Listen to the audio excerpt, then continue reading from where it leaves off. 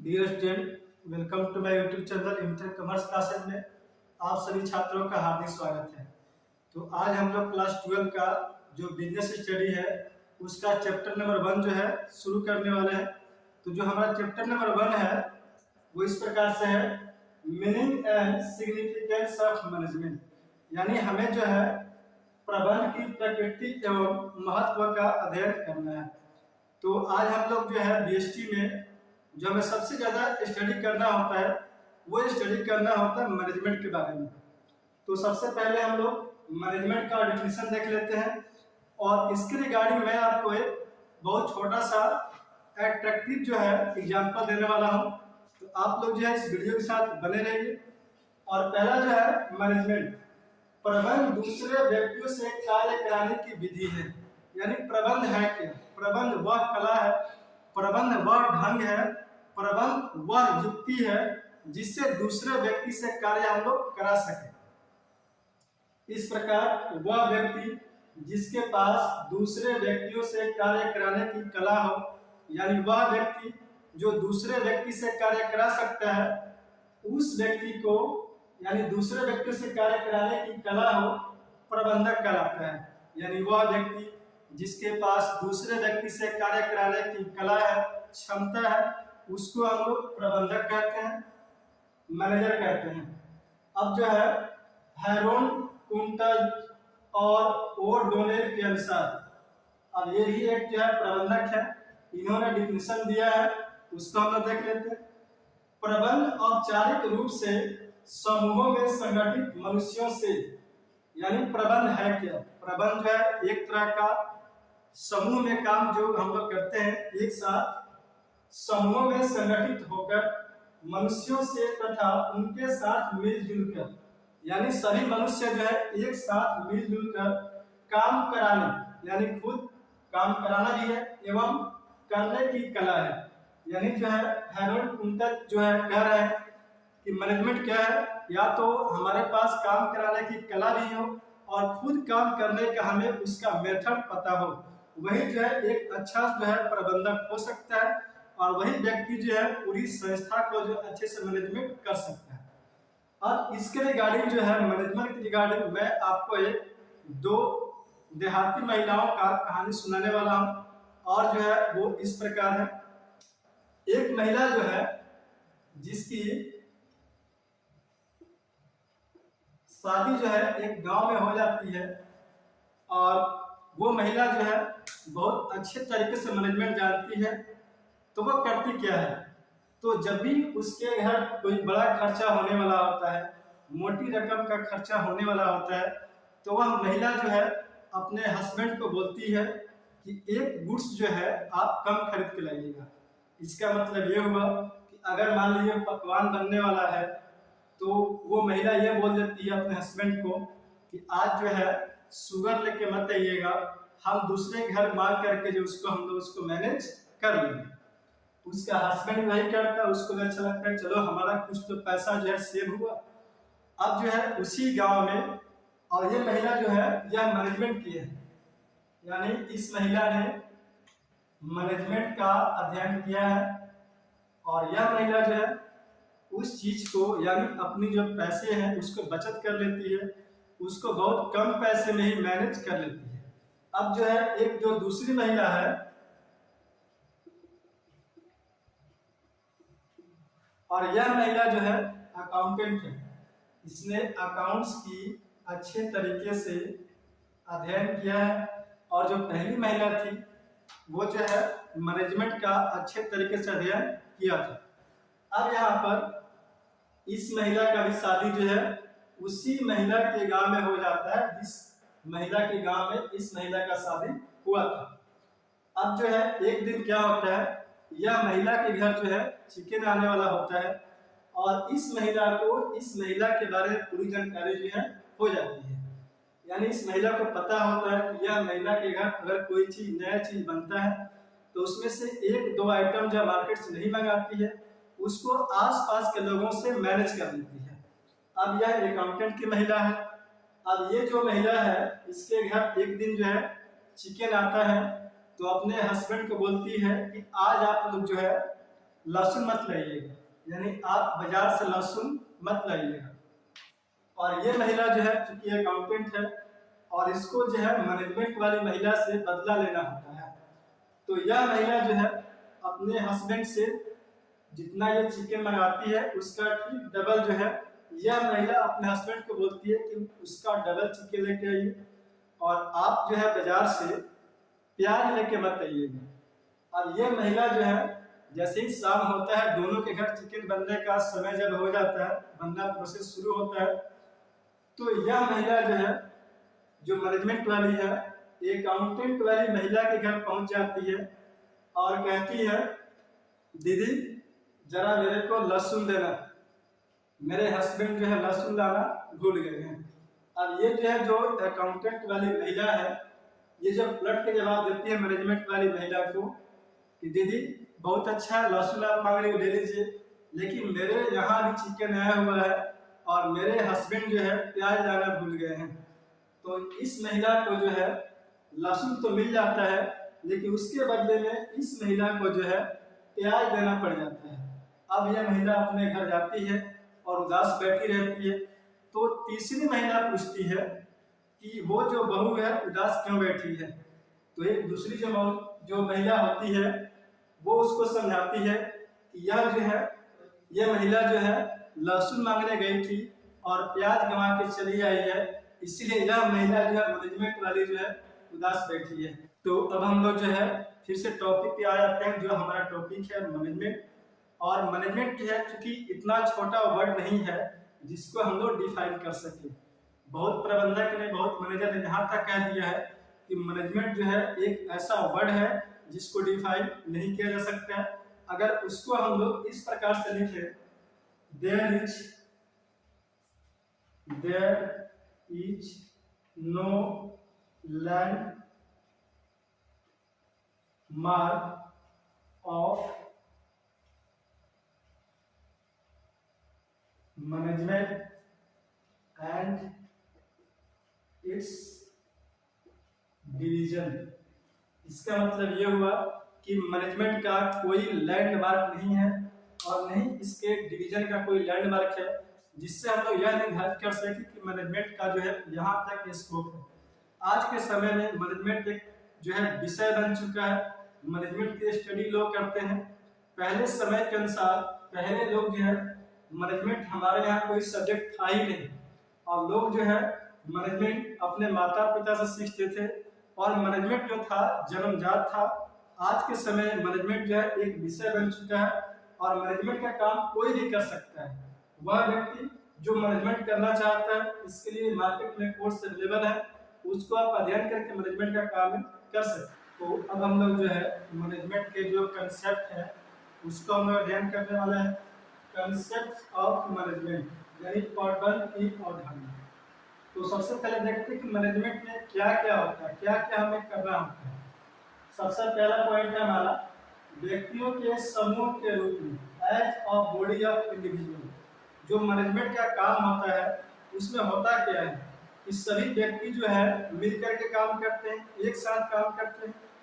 अब इसके बाद हमारा दूसरा पॉइंट है एक प्रक्रिया के रूप में, यानी मैनेजमेंट क्या होता है, तो मैनेजमेंट एक प्रक्रिया है और उसी प्रक्रिया के अनुसार जो है काम को किया जाता है। जैसे देखते हैं पहला हमें काम करना होता है नियोजन का, यानी प्लानिंग का।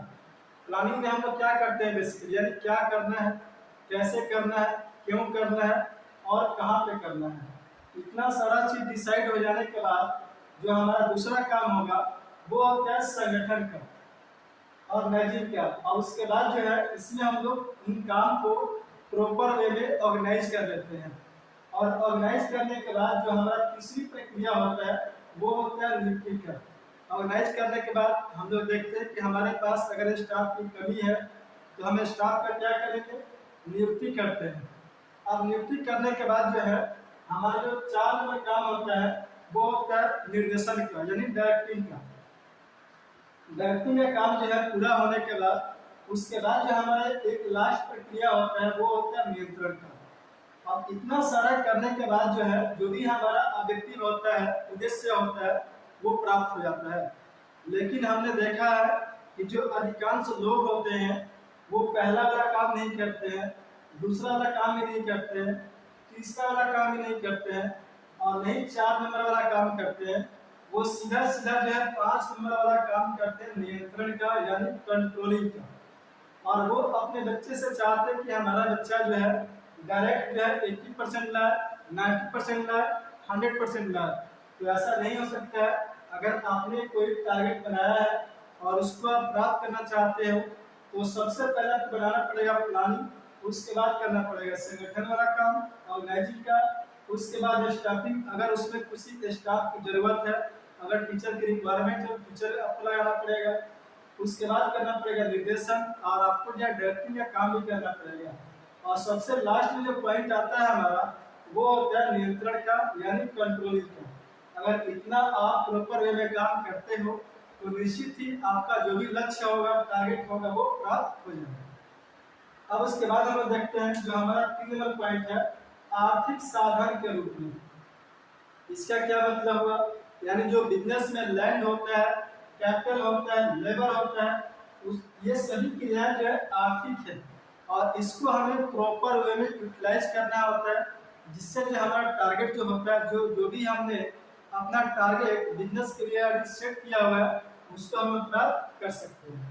उसके बाद जो हमारा पॉइंट नंबर 4 है एक विषय के रूप में, यानी अब जो है मैनेजमेंट जो है सिंपल नहीं रह गया है। अब मैनेजमेंट को हमें यह एक्सेप्ट करना पड़ेगा कि यह जो है एक विषय बन चुका है और उस विषय को जो है हमें उसी तरीके से डिसिप्लिन देना होगा जैसे हम लोग दूसरे सब्जेक्ट का डिसिप्लिन दिया करते हैं, अनुशासन जो है दिया करते हैं। अब जो है हम लोग दो जो है वर्ड जो मैनेजमेंट के हैं बहुत ही इम्पोर्टेंट है और उसको हम लोग अध्ययन करने वाले हैं। तो हमारा पहला वर्ड है इफेक्टिवनेस यानी प्रभावपूर्णता। यह क्या है इसको समझते हैं। प्रभावपूर्णता से आशय कार्य को पूरा करने से है, यानी इसमें हम लोग जो है जो हमारा मुख्य फोकस जो होता है काम को पूरा करने से होता है, चाहे लागत कुछ भी हो। और इफेक्टिवनेस में जो है हम लोग जो है काम पर फोकस करते हैं, लागत पे फोकस नहीं करते हैं। प्रभावपूर्णता में कार्य पर फोकस दिया जाता है, यानी जो भी हमारा काम होगा तो हम काम पे फोकस करते हैं, उसके रिगार्डिंग जो भी हमारा लागत होने वाला है तो लागत पे हमारा फोकस नहीं होता है। अब जो है जो हमारा दूसरा टॉपिक है इफिशियंसी यानी कुशलता।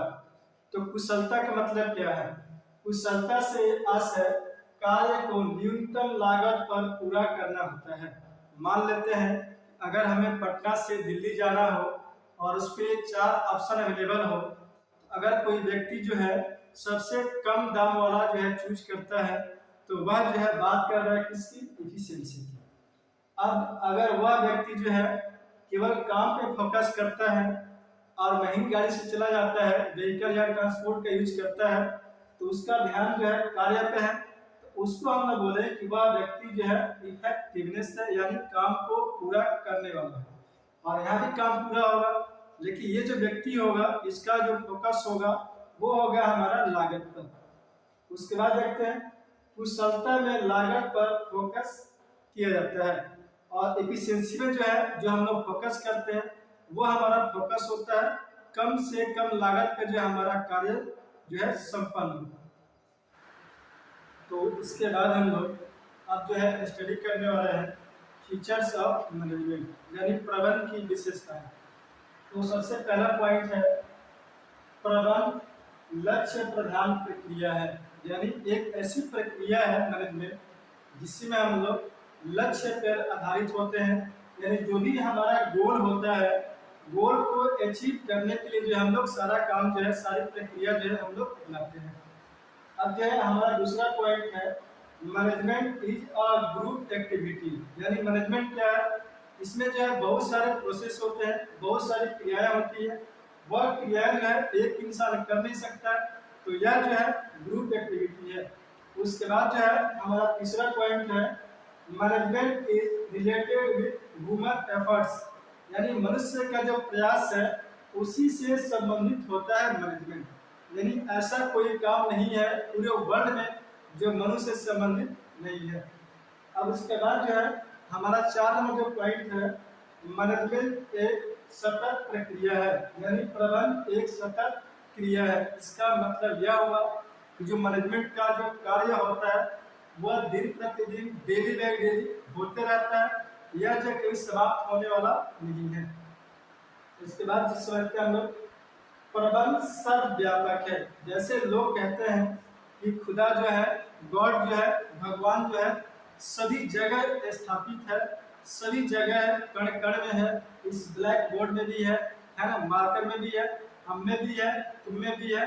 ठीक वैसे ही जो है मैनेजमेंट जो है हर जगह है। अगर हम ये कहें कि किसी भी चीज से अगर कोई भी वर्क हो रहा हो, कोई भी एक्टिविटी हो रहा हो और उसमें से हम लोग मैनेजमेंट को माइनस कर दें, तो जो हमारा जो रिमेनिंग होगा, जो हमारा आंसर होगा वो होगा 0। जैसे हम लोग समझते इस बात को, एनीथिंग यानी कोई भी एक्टिविटी, एनीथिंग माइनस हमने कर दिया management, anything minus management equal to हमारा जो आंसर आएगा वो आएगा 0। इसका मतलब यह है कि ऐसा कोई एक्टिविटी नहीं है जहाँ पर मैनेजमेंट नहीं है। अगर वहाँ से मैनेजमेंट को हटा दिया जाए, अगर जो बचने वाला होगा तो वो बचेगा 0। इसका मतलब ये हुआ कि हम लोग जितने भी क्रियाएं करते हैं वो सभी कहीं ना कहीं मनुष्य से रिलेटेड है और वहाँ पर मैनेजमेंट है। तो अगर मैनेजमेंट वहाँ से निकाला जाएगा तो जो आपका आंसर आएगा वो आएगा 0। तो जो मैनेजमेंट का जो 5 नंबर जो हमारा फीचर है वो इस प्रकार से है, सार्वभौमिक प्रक्रिया यानी यूनिवर्सल प्रोसेस। मैनेजमेंट है क्या? तो मैनेजमेंट जो है बहुत बड़ा इसका क्षेत्र है और आज के समय में जो है मैनेजमेंट जो है केवल बिजनेस तक ही सीमित नहीं है। राजनीतिक हो या सोशल हो या एक्सटर्नल कोई फैक्टर हो, वहाँ तक मैनेजमेंट जो है उसकी प्रक्रिया है। अब जो है जो हमारा नेक्स्ट पॉइंट है F नंबर, प्रबंध एक सामाजिक क्रिया है। इसका मतलब क्या है कि जो भी हम मैनेजमेंट का काम करते हैं वो समाज में ही करते हैं, वहाँ भी समाज होता है। तो मैनेजमेंट का जो भी हम काम करेंगे तो समाज को जो है ध्यान में रख करके हम मैनेजमेंट का काम करना होता है। अब उसके बाद जो हमारा G नंबर पॉइंट है, मैनेजमेंट इज अ प्रैक्टिस। इसका मतलब क्या हुआ कि मैनेजमेंट का कोई एंड नहीं है। अगर आप जितनी बार प्रैक्टिस करोगे, जितनी बार प्रैक्टिस करोगे उतना ही बार जो है, उतना ही अच्छा जो है आपका मैनेजमेंट जो है सटीक होगा, सुदृढ़ होगा और अच्छा होगा।